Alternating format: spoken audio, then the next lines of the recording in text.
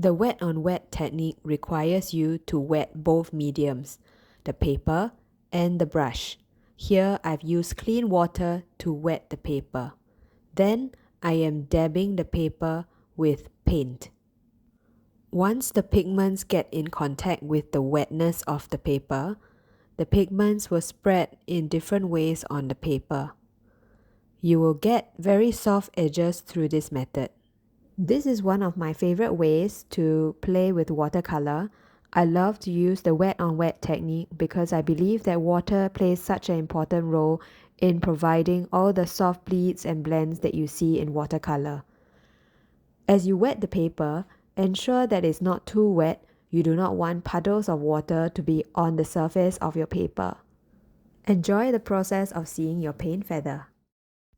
Painting the galaxy is a great way to practice the wet on wet method. You will need the paper to be sufficiently wet for the paints to blend and interact with each other. There is some magic about using this method because there is a loss of control.